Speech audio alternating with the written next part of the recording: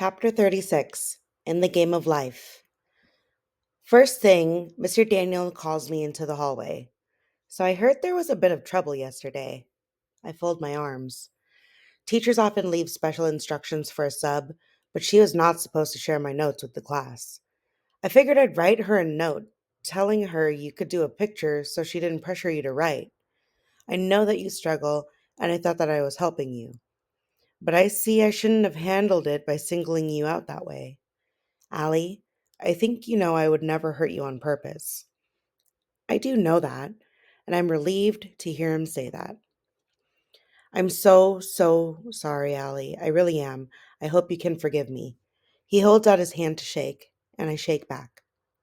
That afternoon, Mr. Daniels moves his king, placing it on a black square between his own bishop and my knight.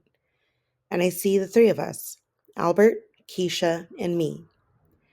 With Keisha as a bishop, tall and powerful and able to move across the entire board in one move. With Albert being the king, the piece with a ton of value, but the one unable to move more than one space at a time, always taking tiny steps, always running from and hiding behind the others. And then there's the knight, the piece that Mr. Daniel says is the clever one, the best piece for catching opponents in a fork, a piece that moves only in an L. I feel like I am the knight, as I've spent my whole life jumping over things. Shay is the queen, the piece with the most power to move and frighten, the piece most protected and sacrificed for. I realize that dealing with Shay every day is like playing chess. She is always looking for your weakness, always trying to get you flustered and force you into a mistake. Against her, you have to remember that the board is always changing and moving. Keep your eyes open.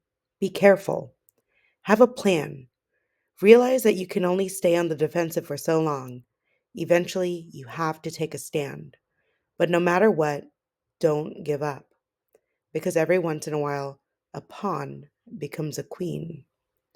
Well, Mr. Daniel asks, pulling me from my mind movie, you've been thinking a long time over there. Thinking about your move? I look back down. I search. I haven't beaten him lately, and I so want to. And then I see it. It's the knight. The answer is in the night. I pick it up, move it, and hold my finger on top to be sure I haven't made a mistake. Yep, I've put his king in check and given him nowhere else to move. Checkmate. He throws up his hands, but seems happy. You didn't let me win, right? Allie, I have 3 brothers. I am not capable of letting someone win. He laughs a little. I think you're just invincible. And then he winks and begins to taking the pieces off the board and putting them in a box.